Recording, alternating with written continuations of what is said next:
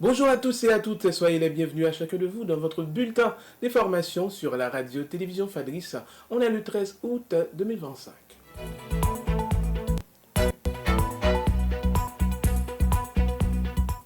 À l'occasion de la Journée internationale de la jeunesse, les plus hautes autorités de la transition ont salué le rôle central des jeunes dans la reconstruction d'Haïti. Dans un message publié sur X, le président du Conseil présidentiel de transition, Laurent Saint-Cyr, a rendu hommage à leur engagement, leur résilience et leur potentiel pour bâtir l'avenir du pays.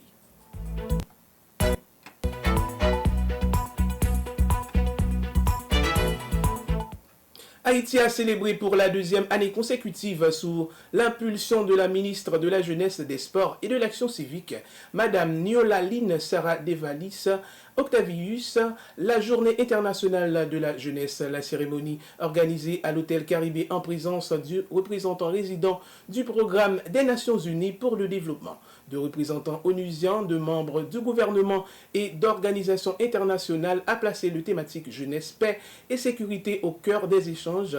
Plus précisément, beaucoup d'associations ont été présentes, l'Association des cadres du monde.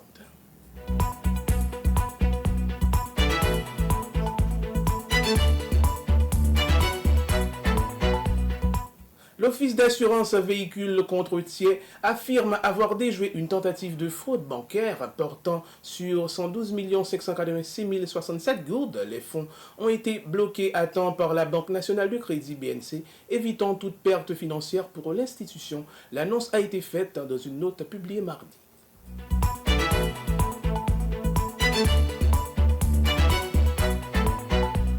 Face au blocage des nominations, promotions et de l'adoption du statut professionnel des greffiers, l'Association nationale des greffiers haïtiens a suspendu immédiatement les prestations de serment sur l'ensemble du territoire. L'organisation prévient d'un mouvement de grève générale pouvait suivre et si aucune solution rapide n'est trouvée, cette décision a été formalisée dans une correspondance adressée le 12 août 2025 au ministre de la Justice et de la Sécurité publique, le docteur Patrick Pellissier.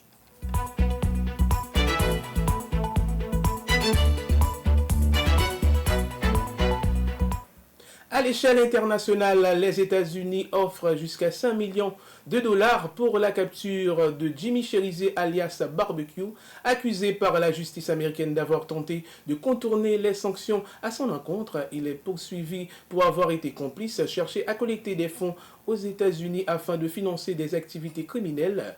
Les autorités invitent toute personne disposant d'informations à contacter le FBI ou le HSI via leur canal officiel.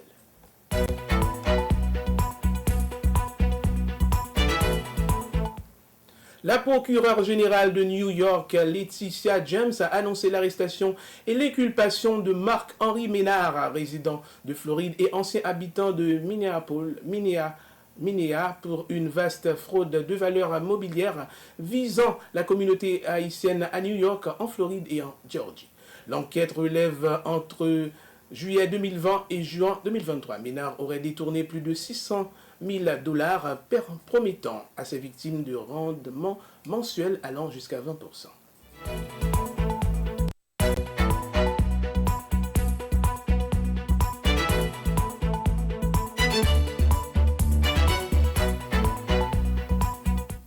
S'appuyant sur les conclusions d'un rapport d'historien remis en janvier dernier, le président français Emmanuel Macron a officiellement reconnu dans un courrier rendu public mardi que la France avait mené une guerre au Cameroun contre des mouvements insurrectionnels avant et après l'indépendance du pays en 1960.